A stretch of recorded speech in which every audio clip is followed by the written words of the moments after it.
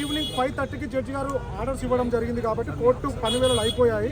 పూచికత్తు 5:30 తర్వాత సమర్పించడానికి సమయం లేదు కాబట్టి ఈ రోజు మేము పూచికత్తు సమర్పించినాము. జడ్జి గారు రిలీజ్ ఆర్డర్ ఇచ్చారు కాబట్టి ఇప్పుడు తీసుకొచ్చాము.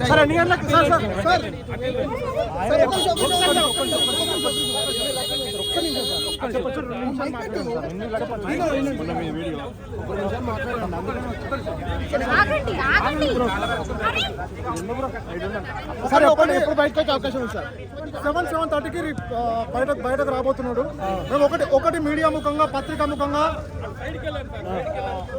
ఒకటి చెప్తున్నాం. ఇప్పుడు ఏదైతే రైతు బిడ్డ ఉన్నాడో రైతు బిడ్డ మీద ఏ విధంగా అయితే సుమోటాగా ఎవరు ఫిర్యాదు చేయకుండా పోలీస్ అధికారులు ఫిర్యాదే చేసి వాళ్ళే అరెస్ట్ చేసి వాళ్ళే రిమాండ్ చేశారు.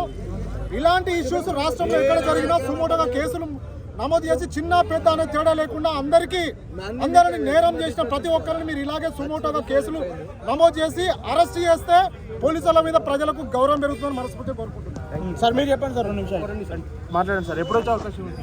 7 o'clock వస్తాడు. అంటే ఎందుకు డిలే అయింది సార్? మార్నింగ్ 1కి వస్తాను. డిలే అంటారు, డిలే కాదు, ప్రాసెస్. ఇప్పుడు కోర్టులా బెయిల్ ఇవ్వగానే దానికి జమానత్ కట్టాలి, దానికి ప్రొసీజర్ ఉంటుంది, పుటప్లు ఉంటాయి, ఇవన్నీ ఉంటాయి. 5 గంటలకు 5:30 వరకు నిన్న అయిపోయింది.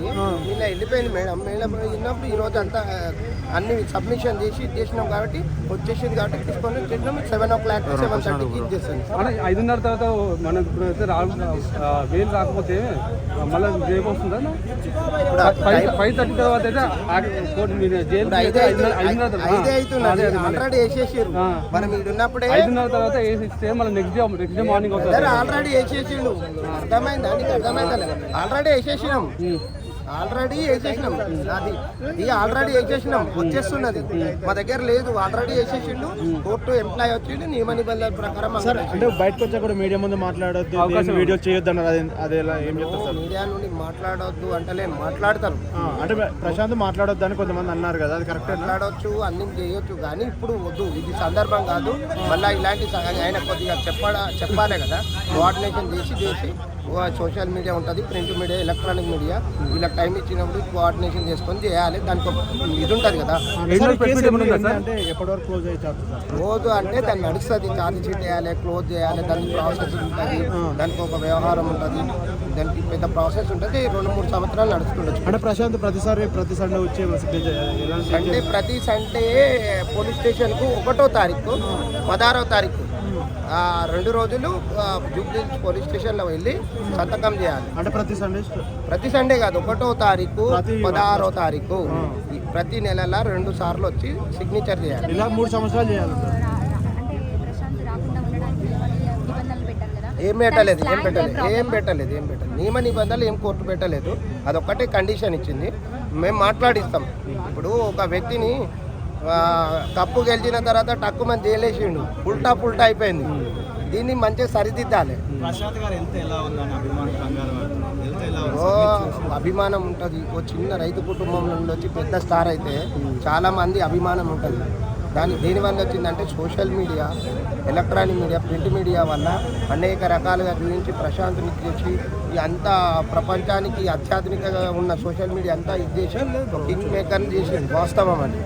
ఈరోజు పల్లవి ప్రశాంత్ ఉందనంటే మీడియానే ముఖ్యంగా చూపించింది. ఎంత అంటే నాకు అనుభవం ఉన్నది కాబట్టి నేను చెప్తున్నాను. Media is a 4th pillar అంటారు బ్రిటన్లో. ఇక్కడ కూడా మీడియా ఇప్పుడు అత్యాధునిక ప్రపంచానికి దగ్గరున్నది.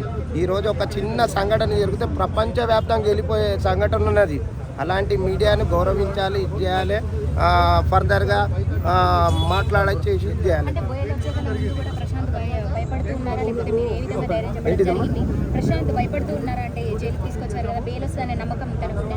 మేము ఆల్రెడీ నిన్న వాళ్ళ ఫాదర్తో మాట్లాడినమ్మా. కొన్ని నియమ నిబంధనలు ఉంటాయి జైల్లో కూడా, ఫోన్లు ఉంటాయి, దానికి సిస్టమ్ ఉంటుంది, ఇది ఉంటుంది. వాళ్ళ ఫాదర్తో కూడా మాట్లాడిండు, ధైర్యం చెప్పినాం. మా అడ్వకేట్లు కూడా మాట్లాడారు, ఇబ్బంది ఏం లేదు. మానసిక ధైర్యం నింపినాం, ఇది చేసినాం.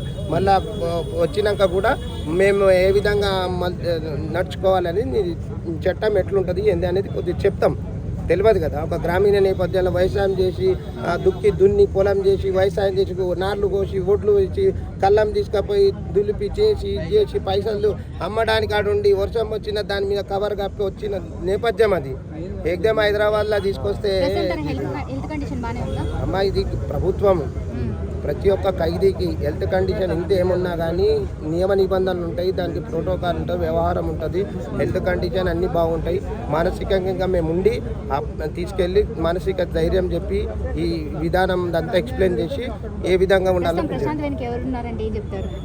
సోషల్ మీడియా, ప్రశాంత్ వెనుక సోషల్ మీడియా, ప్రింట్ మీద, ఎలక్ట్రానిక్ మీడియా, ప్రశాంత్ వాళ్ళ అభిమానులు, రైతు బిడ్డలు వీళ్ళందరూ ప్రశాంత్కి అనుకున్నారు. మాట్లాంటి అడ్వకేట్స్. సార్ 7 నాడు ప్రెస్ మీట్ ఏమైనా అరేంజ్ చేయగలుగుతారు సార్? నేను చెప్తా అందరికి, ప్రతి ఒక్కరి నెంబర్ మా దగ్గర ఉన్నది. ప్రతి ఒక్కరికి సోషల్ మీడియాలకు, ప్రింట్ మీడియాలకు, ఎలక్ట్రానిక్ మీడియాలకు అందరికీ ఓ రోజు కూర్చోబెట్టి నేను పల్లవి ప్రశాంత్తో మాట్లాడి ఇస్తాం. నేను చెప్తాం వాళ్ళ ఫాదర్ మదర్ చెప్పి రోజు మంచి పెద్ద ప్రెస్ మీట్ పెట్టేసి చెప్తాం ఆ రోజు. ఇలాంటి చిన్న చిన్నవి చాలా జరిగినాయి కదా, ఈ చిన్న విషయానికి లోపలేయడం అంటే కరెక్ట్ అంటారా? Yes yes.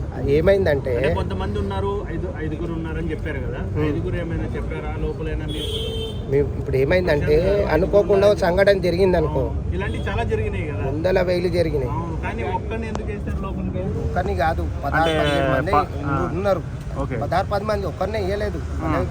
లేదు, అతనికి సంబంధించిన వ్యక్తుల్ని వేశారు కదా. అతనికి సంబంధించిన ఇప్పుడు అలా అనుకుంటే అమర్దీప్ ఉన్నాడు కదా, నేను ఏమంటున్నా, వాళ్ళ వ్యక్తులని నువ్వు ఎట్లా ఐడెంటిఫై చేస్తున్నావు? ఆయన చెప్పాడు కదా 5గురు ఉన్నారు, నాకు ఫోన్ చేస్తున్నారు, ఏమైనా థ్రెట్ అయితే వాళ్ళదే రెస్పాన్సిబిలిటీ అని చెప్పాడు కదా. ఆ థ్రెట్ అని నేను చూడలేదు.